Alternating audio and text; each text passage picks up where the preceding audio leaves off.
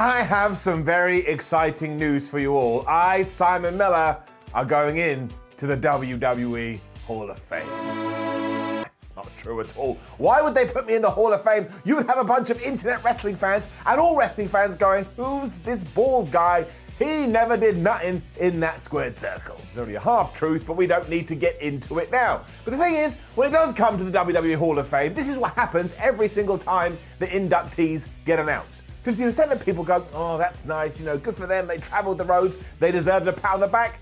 And the other 50% go, well, I never liked that wrestler, I don't think they should be in the Hall of Fame. Just let it be. However, somewhat fascinatingly, not every single performer actually wants to go in. They get the phone call, Vince McMahon goes, hey pal, want to go to the Hall of Fame? And they say, well actually Vince, now I've thought about it, no I don't, and I'm not your pal, buddy friend. So now of course the big question you have will be why? Don't do that.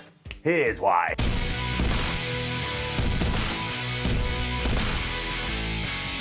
Or in short, why these 6 wrestlers turned down the Hall of Fame goal. Number 6, the Honky Tonk Man. I love the Honky Tonk Man because there is so much to it. I mean, 1, he decided to put man into his name, but also 2, when he decided to get into the wrestling business and thought, what's the best way for me to become a champion? He went, well, I'll pretend to be Elvis. Good one. The law of the Hall of Fame did get him eventually when he was inducted in 2019, but if you wind the clock back 9 years to 2010, they did say, hey Honk, do you want to be in the Hall of Fame? And he said no. And this was doubly strange because 12 months prior to that, he had inducted Coco Beware, but when he was at this ceremony, he told everyone that would listen, if you're thinking about inviting me, I don't want none of it.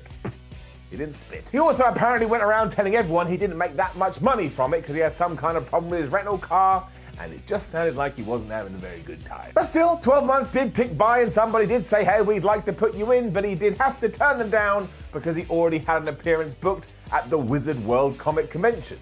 And knowing what little I do know about WWE, I'm going to assume they didn't take kindly to that. This carried on in 2018 when he was being interviewed, where Tonk decided to tell everybody he thought it was more of a TV show than it was a ceremony, and it's not even like you get a $35,000 ring. So we can kind of see what the Honky Tonk Man desired to get out of this. Another concern seemed to be that if he ever did say yes, they'd make him dress up in full gear, like go there in his gimmick, and yet all of this fell by the wayside because not only did he get inducted, but he was there looking like Elvis. Number 5, Batista. When the world is normal again, and hopefully by the time you hear this, the world will be normal again, Batista shall be inducted into the Hall of Fame because he was the headliner of the 2020 cast. Then, of course, the universe shut down and we had to postpone. The reason this made extra news, though, is that Big Dave had turned WWE down already a lot when he was doing his own interview in 2018 and someone said, hey, Big Dave Batista, would you like to go into the Hall of Fame? He was like, well, no, I don't really want to do that because I don't see my wrestling career as being finished. And that's because he wanted one last match against his mentor, Triple H, which is another reason why he returned at SmackDown 1000 to stand in the ring alongside a reformed Evolution. It's a mystery. He would then come back a few months later to absolutely wreck Ric Flair and take on Hunter Hearst Helmsley, where Triple H would win thanks to some help from the Nature Boy, and given that he was now done and he could take this feeling and throw it in the toilet, he finally went, yep, now I will take to that inductee stage. So hopefully this will happen one day soon, and when it does, you know that Batista will be really good at it. He has such an interesting way with words, and he's always good for an interesting story. Number 4, Sabu. If you are like me, you would actually be amazed if WWE and Sabu did get together to make sure this would happen, because the relationship between company and wrestler, when it comes to the homicidal maniac, well, let's just say it's a teeny little bit strained. Even his classic matches are the type of thing that World Wrestling Entertainment tries to stay away from today. It's basically, hi, I am a man on this planet Earth, and I'm gonna try and kill you. During a 2015 interview though, Sabu made his thoughts very clear on this when he said he'd much rather go into the Pro Wrestling Hall of Fame than he would the WWE Hall of Fame. He went on to describe Vince McMahon's version as more of a payday as opposed to something that's actually meant to celebrate the achievements of professional wrestlers, and then compared it to the baseball one. He was like, would you put someone that sang the national anthem in the Baseball Hall of Fame? No, you wouldn't. So how can I take the WWE one seriously? I mean, he was firing shots. Sabu did have one last joke in him though, because he then went on to say, look, if I'm ever hard up against the wall and I do need some money and I do need some finances, then likely I would say yes. Now, I'm just going out on a limb here, Mr. Sabu, but I think if anybody within WWE has heard this, well, they may not let you in. Number 3, Olay Anderson. Olay Anderson was a founding member of the Four Horsemen, who are considered one of the best wrestling groups ever, which is why in 2012, the Four Horsemen were inducted into the Hall of Fame. But guess which member was missing? If you just said Ric Flair, my word, you haven't been paying attention. Thankfully, we kind of figured out what was going on thanks to his fake brother, Arn Anderson, who did go into detail about this on an episode of his podcast. And while he made it clear it was only stuff that he'd heard through the grapevine, it all stems back for an old feud between Olay and, of course, Vincent Kennedy McMahon. Olay apparently had made it very clear that he wanted nothing to do with this guy because of a falling out they'd had over some kind of TV deal from years ago. Although, to be fair, a lot of insults were reported to have been thrown at that time, so I guess the bad blood hasn't gone away. Furthermore, there were other murmurings that maybe Olay Anderson had also fallen out with Ric Flair, so maybe this was just best for everyone. I mean, put your hands up if you want to see people having a row in the middle of being inducted. Everybody puts your hands down. That's like your parents arguing at Christmas dinner. You just want the ground to swallow you up so you can go to Australia.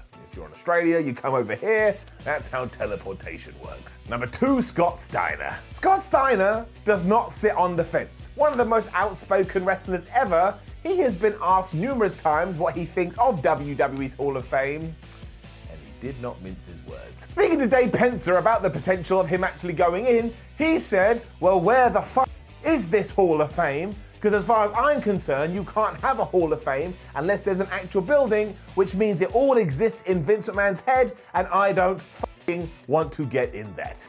Thank you, Scott. He especially wanted to make it clear that he does not give two hoots what Vincent Kennedy McMahon thinks about anything, so we will note that down and we'll make sure we list it under advisement. Later on, Big Papa Pump would also say that he's absolutely sick and tired of talking about this, and anyone that does get put in and then marks out, like, oh, I can't believe it, I'm so excited, goes to show what a jabroni they are. So not only can Scott Steiner not go in, but if you choose to go in, Scott Steiner will also come after you as well. I mean, at least we know where he stands. I do appreciate that. No one could walk away from this going, well, I'm kind of confused. Does he want to go in? Does he not want to go in? He absolutely couldn't care less. Number 1, XPac. Sean Waltman is on the cusp of becoming a 2-time Hall of Famer, because not only did he go in 2019 courtesy of DX, but when the 2021 does get going, he's gonna go in again thanks to the NWO. So he's doing all right for himself. Potentially, he could also go in for a 3rd time, because of course he was XPac, he was 6-pack, and he was the 1-2-3 kid. He had a pretty damn good singles run. And don't forget, he was so well revered by his peers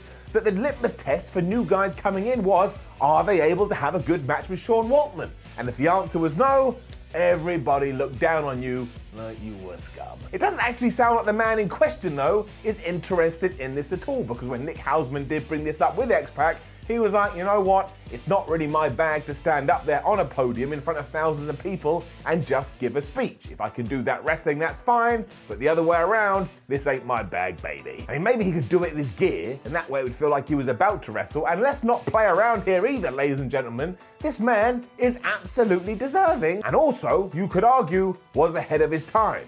If you take XPac style and you drop it into 2021, I don't think you're even gonna notice. Do you know of anybody else that maybe said no to WWE's Hall of Fame? And there's gotta be a few of them, because my word, they do fall out with a lot of people. Make sure you let us know in the comments below, and then like the video, share the video, and subscribe.